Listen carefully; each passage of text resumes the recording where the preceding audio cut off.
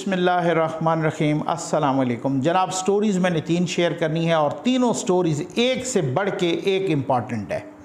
और स्टोरीज़ ये हैं कि आज जनरल बाजवा साहब को सऊदी अरब का सबसे बड़ा एजाज़ मिला है और मैं देख रहा था जैसे कौमी यूथ पे बिजली गिर गई हो। और दूसरी, साबिक DGISI ने PTI में शमूलियत अख्तियार कर ली है। वही वाली बात है, पहुँची वहीं पे खाक जहाँ का ख़मीर था। तो बहरहाल ये इसके साथ। और तीसरी बात कि ये बनी गाला से कोई मुलाजिम गिरफ़्तार हुआ है और वो जासूसी कर रहा था, कोई डिवाइस लगा रहा था। ये क्या चक्कर है ये भी, और उसको पुलिस के हवाले कर दिया गया है। इस्लामाबाद पुलिस का मौक़िफ़ भी सामने आ गया है, ज़रा वो भी बताएंगे सारा कुछ। तो जनाब आ जाएँ सबसे पहली स्टोरी पर, और वो है ये अपना जनरल बाजवा साहब को मिला है एजाज़ सऊदी अरब का सबसे बड़ा।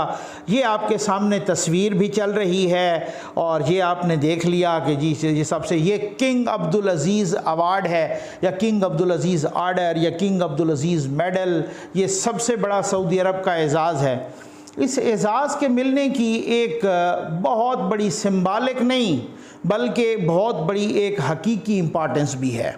और कुछ अंदर की ख़बर भी मैंने मालूम की है कि भाई ये एजाज़ क्यों मिला। भाई ये एजाज़ इसलिए मिला कि सऊदी अरब और पाकिस्तान के उन्होंने बहुत ही करीबी ताल्लुकात, इन ताल्लुकात को परवान चढ़ाने में और वो सारा कुछ, वो ताल्लुकात भी बहाल करवाए कि जो ताल्लुकात इमरान ख़ान साहब के ख़राब हो गए थे सऊदी अरब के साथ। यहाँ तक कि वो जो शाही त्यारा लेके गए थे इस हद तक ख़राब हुए कि अमेरिका से दोबारा जब शाही त्यारा उड़ा तो वो रास्ते से ही वापस बुला लिया गया और उतार लिया गया।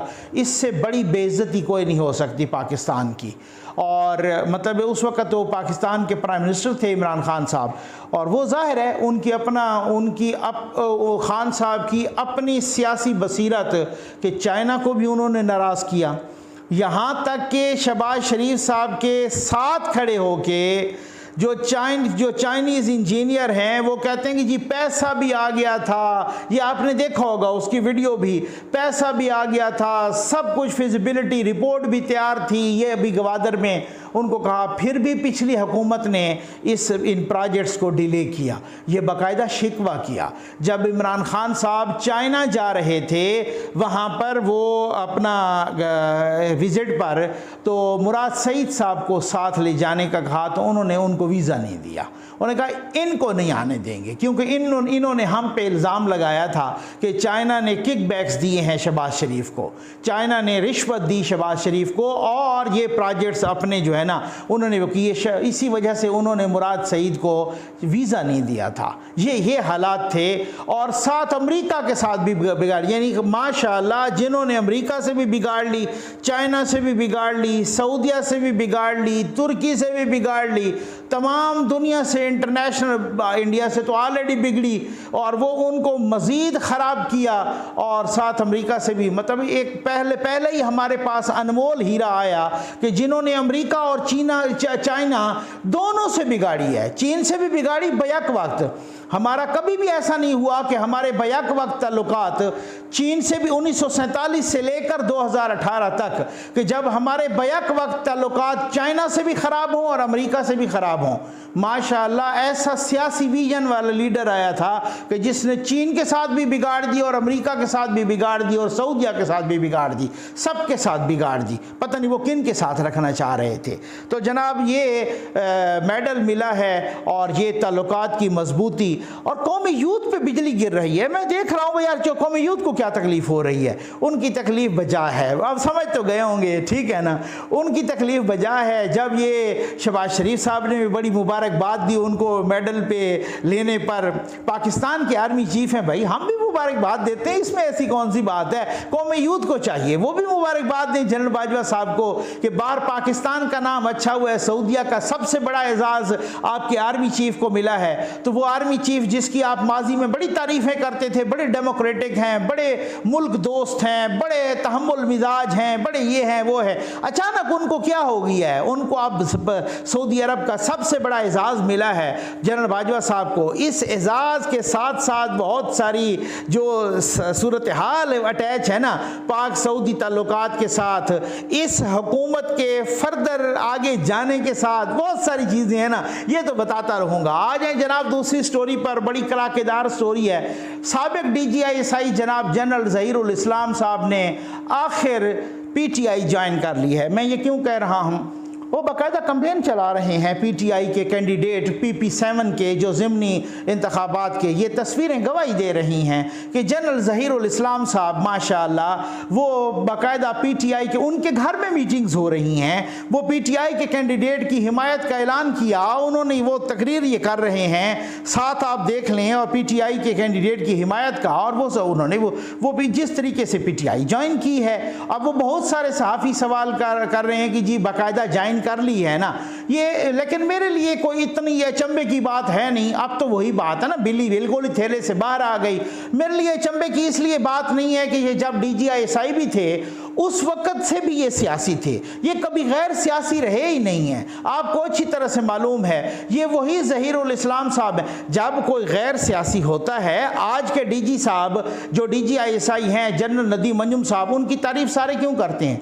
उनको क्यों कह रहे हैं कि सारे वो बहुत ही प्रोफेशनल सोल्जर हैं? उनको क्यों कि वो कभी अपनी फ़ोटो नहीं आने देते सामने, कभी अपनी वीडियो नहीं आने देते, कभी अपनी फुटेज नहीं आने देते सामने, जो बहुत ही प्रोफेशनल इंसान हैं, ए पॉलिटिकल हैं, गैर सियासी हैं, किसी की कोई, आज तो कोई नहीं कह रहा कि हमें जनाब उन्होंने कोई फ़ोन किया फ़लाँ को ज्वाइन कर लो।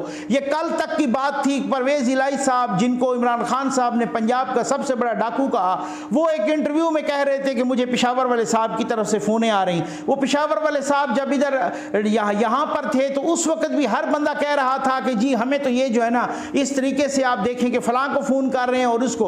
अभी वाले का तो कोई कुछ नहीं कह रहा कि किसी ने फ़ोन किया, तो नहीं कह रहा तो हमें भी अप्रिशिएट करना चाहिए, हमें भी उसी तरीके से सराहना चाहिए। जी बिल्कुल, जिसकी तारीफ बनती है उसके ना करना कंजूसी है, और जिस पे तनकीद बनती है उस पे ना करना भी ये मुनाफकत है। ठीक है ना, ये बात होती है। तो ज़हीरुल इस्लाम साहब वही साहब हैं कि जिन्होंने 2014 का धरना मैनेज कराया, अरेंज करवाया PTI का। मैं नहीं कह रहा, जनरल यानी कि आपके साबिक आर्मी चीफ आसिफ नवाज साहब, उनके भाई हैं शुजा नवाज साहब, वो थिंक टैंक हैं, बहुत पढ़े लिखे बंदे हैं, बहुत सारी किताबों के राइटर हैं, अमेरिका में वो रहते हैं। शुजा नवाज साहब ने वो एक किताब लिखी और उस किताब में उन्होंने कहा था कि ये धरना ज़हीरुल इस्लाम ने करवाया है, ज़हीरुल इस्लाम, जनरल ज़हीरुल इस्लाम ने। और तो और क्या है कि उस वक़्त आपने एक इंटरव्यू भी सुना होगा ख्वाजा आसिफ साहब का, उस इंटरव्यू में भी ख्वाजा आसिफ साहब ने कहा था कि ज़हीरुल इस्लाम ने करवाया है। नवाज शरीफ साहब ने खुद कहा है कि ज़हीरुल इस्लाम साहब ने मुझसे इस्तीफ़ा मांगा था। अब आप अंदाज़ा कीजिए, ये वो सूरत हाल है। यही ज़हीरुल इस्लाम साहब थे कि जिनके बारे में अपना आपको याद है ना कि वो सेनेटर साहब अल्लाह बख्शे, उन्होंने BBC को इंटरव्यू दिया था, मुशाहिदुल्लाह खान साहब, ठीक हो गया ना, उन्होंने BBC को इंटरव्यू दिया था। उस इंटरव्यू में कहा था कि ज़हीरुल इस्लाम की एक काल पकड़ी थी, और वो मेरी अपना असेसमेंट है, अंदाज़ा है किसने पकड़ी, वो IB ने पकड़ के दी थी वो काल। और उस काल में वो धरने वाले साहबान से बात कर रहे थे, पता नहीं इमरान खान साहब से, जिससे भी वो काल जो है ना नवाज शरीफ साहब के उस वक़्त के प्राइम मिनिस्टर के हथे चढ़ी। वो काल सुनवाई गई जनरल रहील शरीफ साहब को। जनरल रहील शरीफ साहब ने बुलाया उसी वक्त ज़हीरुल इस्लाम को, और उस वक़्त वो DGI थे, और जनरल ज़हीरुल इस्लाम साहब को से पूछा कि क्या ये आपकी आवाज़ है, तो उन्होंने माना था कि ये मेरी आवाज़ है। उसके बाद हुआ क्या जनाब, वो तो क्या फारिग होते, उल्टा मुशाहिदुल्लाह खान साहब फारिग हो गए जब ये PTI अपना BBC को इंटरव्यू दिया। तो डॉन लीक्स में कोई और क्या फारिग होता, परवेज़ रशीद साहब फारिग हो गए। ये वो रेजिलियंस बहुत दिखाई, टॉलरेंस बहुत दिखाई मियाँ साहब ने, बड़ी बर्दाश्त दिखाई, उसके बाद उनको क्या सिला मिला इस बर्दाश्त का, अपने लोगों को फारिग करते रहे। और राइटर्स तक ने लिखा कि वो जो कुछ इस तरह के जर्नैल थे 5 जिन्होंने बड़ा प्रेशराइज किया हुआ था जनरल रहील शरीफ को भी कि इस हुकूमत को टॉपल डाउन करें, और रहील शरीफ साहब ने नहीं माना था। रहील शरीफ साहब ने उस वक्त भी हुकूमत का साथ दिया था खबरों के मुताबिक, और उस वक्त भी हुकूमत का साथ दिया था, और उन्होंने उस वक्त भी DGI को कहा था कि ये गलत हुआ है और ये आपकी आवाज़ है। तो उसके बाद उनको कहा था कि आप जाइए, आप चले जाएं, वापस चले गए थे। ये वही ज़हीरुल इस्लाम साहब हैं, जनरल ज़हीरुल इस्लाम साहब, जिन पर हामिद मीर साहब के भाई आमिर मीर साहब ने भी अपने भाई हामिद मीर साहब पर कातलाना हमले का इल्ज़ाम लगाया था, और इन्हीं की फ़ोटो जियो पे चलती रही थी।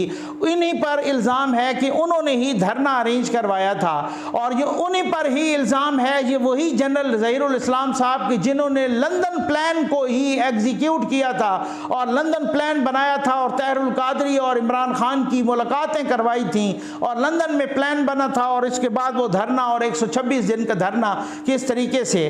तो ये होती है साजिश जो इस तरीके से पकड़ी जाती है, जिनकी कॉल्स पकड़ी जाती हैं। जो साबिक आर्मी चीफ का भाई किताब लिखता है, और वो लिखता है कि इसी ज़हीरुल इस्लाम साहब की तरफ उंगली उठाता है कि इन्होंने ही वो धरना जो है ना वो सारे का सारा अरेंज करवाया था। और ये एक DGISI एक्स पकड़ा जाता है हुकूमत वक्त को टॉपल डाउन कराने के लिए, और उसकी हुकूमत वक्त का तख्ता उलटने के लिए। ये होती है साजिश के साजिश पकड़ी भी जाए तब भी नवाज शरीफ साहब ने अपने बंदे फारे किए थे, और मैं समझता हूं उस वक्त ये उनकी गलती थी।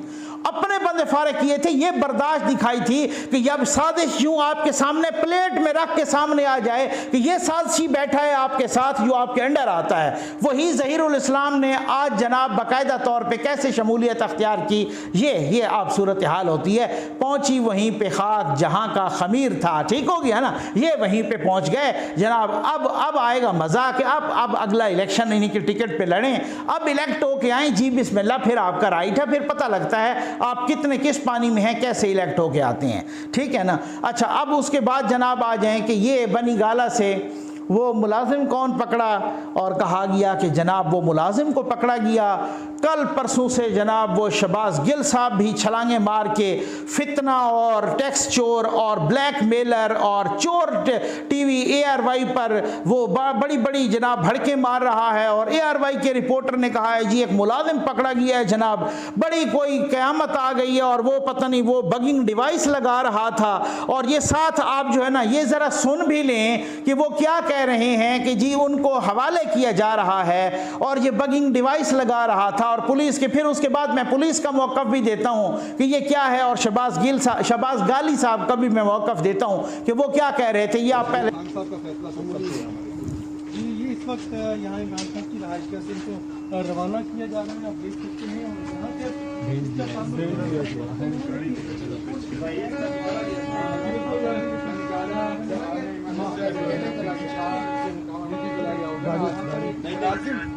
जो कि बताया गया है कि बगिंग के लिए इस्तेमाल जो है जासूसी के लिए किया जाता रहा, ये वो डिवाइस थी जिसको ये इंस्टॉल करने के लिए आया था। गुज़िश्ता 6 साल से जो है ये आपने सुन लिया जनाब, ये आपने खुद सुन लिया किस तरीके से उनको पुलिस के हवाले। अब मैं पहले ज़रा इस्लामाबाद पुलिस का मौक़िफ़ आपको बता दूं, बाद में आपको मैं बताता हूं कि शहबाज गाली की भी क्या मौक़िफ़ है और कल से वो क्या छलांगे लगा रहे हैं। ये इस्लामाबाद पुलिस ने लिखा जनाब कि बनी गाला हाउस से जासूसी करने में मुलविस शख्स की गिरफ्तारी का मामला। ARY के रिपोर्टर ने एक शख्स को पुलिस के हवाले किया जो ठीक तरह से बात नहीं कर सकता, जिस वजह से उस शख्स की अभी तक शिनाख्त नहीं हो सकी। शख्स की जिस्मानी और दिमागी हालत जानने के लिए मेडिकल टेस्ट करवाया जाएगा।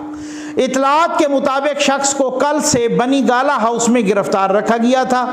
इस केस में ARY रिपोर्टर की तरफ से कोई शवाहिद या तफसील फराम नहीं की गई, ताहम पुलिस तफ्तीश कर रही है, जल्द असल हकायक से आगाह किया जाएगा। फिर क्या लिखते हैं Islamabad police, Islamabad capital police को बनी गाला हाउस में तैनात मुलाजमीन की लिस्ट अभी तक फराम नहीं की गई। मुलाजमीन की लिस्ट देने के हवाले से इस्लामाबाद पुलिस ने इमरान खान से मुतअद्दिद बार दरख्वास्त की। कानून नाफिज करने वाले इदारों के लिए बनीगाला हाउस में काम करने वाले मुलाजमीन की शिनाख्त एक चैलेंज है। जब तक मुलाजमीन की मुकम्मल लिस्ट फराहम नहीं की जाती, उनका बैकग्राउंड मालूम नहीं किया जा सकता। ये पुलिस है। अजीब बेबसी है इस लाडले के सामने।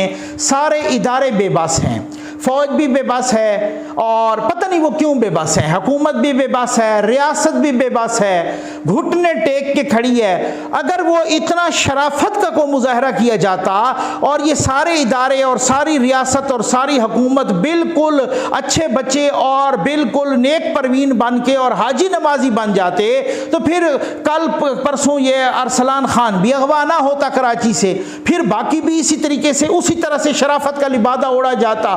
ठीक हो गया ना।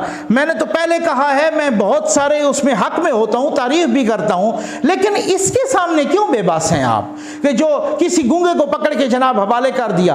आप तो उनका इमरान खान को तो छोड़ दीजिए, ये कोई ऐसी बेबसी और ऐसी मुजरमाना गफलत है कि आप यकीन कीजिए आप इमरान रियाज का कोई कुछ नहीं कर सकते जो आपको रोज 10 गालियां देता है। आप ARY जैसे फितना चैनल का कोई कुछ नहीं कर सकता कि जो रोजाना एक नया फितना खड़ा कर देता है। मैं तो हैरान हूं, उसका कोई कुछ नहीं कर सकता। ये पहले तो कैमरा बड़ा बहुत ही एक्टिव हुआ करता था किसी जमाने में, जियो को बंद कर देते था, फलां चैनल बंद, फलां ये जुर्माना, ये वो, उसमें उसका कोई कुछ नहीं कर पा रहा। कल को यही लोग होंगे, उन्होंने अभी से कहना शुरू कर दिया है कि अगर हम ऐसे होते तो आप पकड़ लेते हमें, और बिल्कुल वो ठीक कहेंगे, वो बिल्कुल ही ठीक होंगे। ये मैं कहता हूं कि हुकूमत को कम से कम को होश के नाखून लेने चाहिए, रियासत को भी और रियासती इदारों को भी। शहबाज गिल कह रहा है और ये इदारे को बदनाम कर रहे हैं, ये एजेंसी को, ISI को बदनाम कर रहे हैं, ये पाक फौज को बदनाम कर रहे हैं कि उन्होंने जनाब ये बगिंग डिवाइस लगवाए और इस मुलाजिम के जरिए लगाए और ये 6 साल से काम कर रहा है। तो क्या वो आज लगवाए होंगे? अगर किसी ने लगवाए हैं तो वो बहुत कुछ ही किसी ने पहले लगवाए होंगे। फिर इस पोस्ट पे कौन था? वो उन्होंने लगवाया। मैंने तो आपको बताया ना भाई, मुझे तो बहुत पक्के जराए ने बताया कि जो पिंकी पीरनी थी ये भी प्लांटेड थी, तो उस वक्त तो उनको किसने प्लांट करवाया था? बात तो ये ना मुबैना तौर पे कहते हैं ये भी प्लांटेड थी, तो किसने प्लांट करवाया था? फिर बगिंग डिवाइस लगवाने की क्या जरूरत थी कि जो जिंदा चलती फिरती डिवाइस आपकी शरीक हयात आपके साथ प्लांटेड हो मुबैना तौर पे? और मैं जिम्मेदारी के साथ कह रहा हूं, मुझे बहुत ही अंदर की खबर है इस बारे में। तो वो भी वो कह रहे हैं कि प्लांटेड थी, तो उनको कोई डिवाइस, ये सिर्फ और सिर्फ इदारों को, पाक फौज को, जनरल बाजवा साहब को, जनरल नदीम अंजम साहब को, पाकिस्तान की नंबर 1 एजेंसी ISI को और पाक फौज को, इसको बदनाम करने के लिए इन्होंने ये वो सारा कुछ, ये टैक्स चोर चैनल और ब्लैक मेलर चैनल ने ये तमाशा बनाया है PTI के साथ और शहबाज गाली के साथ मिलके। इसकी मैं कहता हूं मुकम्मल इन्वेस्टिगेशन होनी चाहिए, इसका झूठ निकले, इनको चौक चौराहे पे इनको छितर लगने चाहिए, ये टैक्स चोर चैनल के मालिक को भी और ये शहबाज गाली को भी। ये चीफ ऑफ स्टाफ बना हुआ है शहबाज गाली, उनका 6 साल से मुलाजिम था और ये चीफ ऑफ स्टाफ साहब आए हैं। अब वो मुलाजिम जो है ना बगिंग डिवाइस वो करते हुए पकड़ा गया है। शर्म आनी चाहिए इस तरह की ये बेहुदा हरकतें करने पर। अब वो एक गूंगे को पकड़ के पुलिस के हवाले कर दिया जो बात नहीं कर सकता। मैं कहता हूं उसको मंतकी अंजाम तक पहुंचाना चाहिए, बिल्कुल जनाब उसकी अखीर करनी चाहिए इन्वेस्टिगेशन की, पूरा और मंतकी अंजाम तक, और ये कौम के सामने आना चाहिए सारे फैक्ट्स एंड फिगर और ये सब कुछ। ये बदनामी नहीं होनी चाहिए। और फिर उसके बाद जो जिसका वो होना कि जिस तरीके से इन्होंने गलत तरीके से वो किया और एक दिन पहले क्यों रखा, पूरे 24 घंटे उनको इस तरीके से, ये प्री प्लान्ड एक मंसूबा था। उम्मीद है आपको वीडियो पसंद आई होगी। आपका बहुत बहुत शुक्रिया।